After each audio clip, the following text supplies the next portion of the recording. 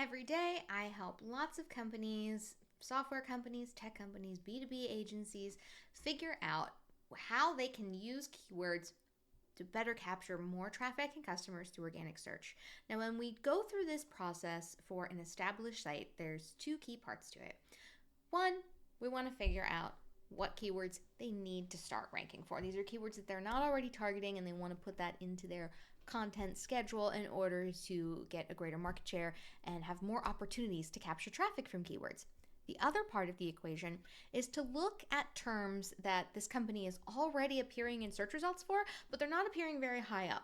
So these are terms where they've already got a foot in the door, but now we need to push the door wide open and make sure that they're rising to the top through content optimization and help them outrank competitors and capture more of that traffic away from those competitors on the search engine results page. I'm going to show you how it works.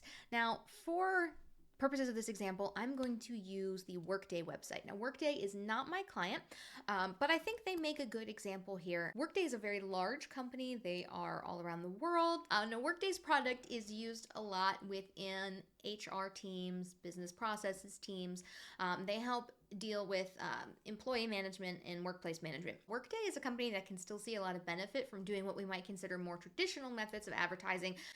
Workday isn't hinging their entire business model on SEO, but SEO can help everyone. So for the purposes of this thought experiment, we're going to pretend that Workday needs to suddenly focus on optimizing more of their blog keywords. To do that, what I do is I pop over into a tool that I use called SE Ranking. We can see that they get 1.5 million clicks every month from organic search traffic, and they rank for almost 229,000 keywords. That's awesome. But let's take a closer look. Now, with so many terms that Workday is ranking for, there's going to be a lot of great, really relevant keywords in this report. But this report is 228,957 lines long. That is an unbelievable amount of data for anyone to parse. And as we're scrolling down here, we can see that a lot of the ones they're appearing in the first or second position for are directly related to their brand. They are branded keywords. How to log in to Workday, what is my Workday login, how do I use Workday? If we go further down, we'll find that Workday is also appearing for some searches like, how do I tell my boss that I want to work space day shift? So this is why it's really important to narrow in on very specific keywords, not including the branded ones. A company like Workday is, they own their brand, they own their brand terms. That's unlikely to change. They've done a great job at making a very normal word, Workday, work for them in search results. But we want to find the terms that are related to their products and services that they aren't ranking number one for. So to do that, we apply some filters. Now, I have prepared some of these filters in advance, and what we're doing is we're excluding brand terms. Workday, the words Workday, and this other one here, VNDLY, I'm probably going to say that wrong. That is a product that Workday produces, but it's a brand name. So if someone is searching for that product, they already know about it. We're not connecting with any people who are curious and looking for options and don't know about these products yet. We want to set the search volume to a minimum of 50. So that means there's at least 50 people every month searching for this term. Search intent is going to be informational. They're looking for data. They're looking for information, and also transactional. A transactional keyword is when someone they're ready to make a transaction, but they don't know what it is yet. They need help. They need to know what their options are. They need comparisons. They're ready to pull the trigger, but again, not sure what the best option is for them.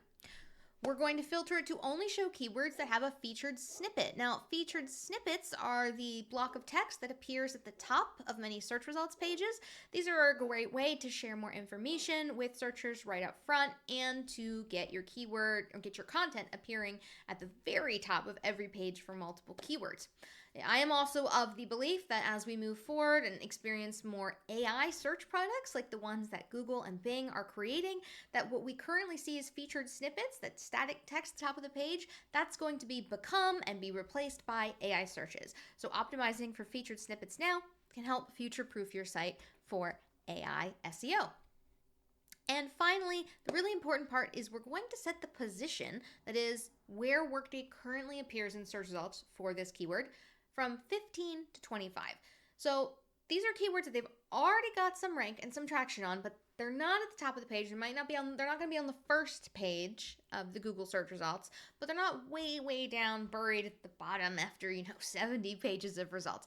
So we're going to apply those filters and see what it does. Look at that. It brings us all the way down to 480 keywords. That is a lot more manageable than what we were dealing with before. Next, I'm going to click this filter, difficulty, to sort, and do that twice so we can see what the easiest difficulty is. Now, obviously, there's some here that we aren't necessarily going to focus on right away, but we can scroll through and there we go, enterprise management systems. That one looks pretty good. 320 people search for this term every month. It has a difficulty score of 11, so as it says here, they have a high chance of ranking for the keyword with minimal effort. Everything takes some effort, but they have so much content for this kind of audience that it's going to be fairly easy for Workday to gain traction here. Now, if we go back to that previous report, we can see that Workday is currently at position 21. So we want to improve that. And so to do that, we come in here and we can see, all right, so these are the competitors that are currently ranking for this term. From here, I would go ahead and I would look at the content created by these other companies and see how Workday, if they were my client, could create competing content and optimize their existing content to be more competing. Like as we go down here, we see that Workday has Enterprise Management Cloud right in their the title of their site, and that's why they're appearing. But they aren't showing up for any like blog content explaining why they're the right enterprise management solution. And again, that's probably because Workday doesn't really require that right now in order to generate business. But again, if they wanted to, they would need to be creating more optimized content around this term. So let's see if Workday has any other content on their site right now. Now to do that, I am going to go back to Google. I'm going to type in site and we're going to do blog, .workday.com because Workday has their site on a subdomain like this. We are going to then search for the term enterprise. Let's see, what was our keyword here? Enterprise management systems. Excuse me, having a little typing issues today. All right. Okay, so here we go. They have a number of pieces of content that they could tweak and add to in order to optimize it for this term. So what is enterprise performance management? Again, let's click on this. So it's talking about the kind of software that people searching for enterprise management systems are looking for, but they're using slightly different terminology. Both terms are valid, but you'd want to be working both terms into this article in order to catch more customers.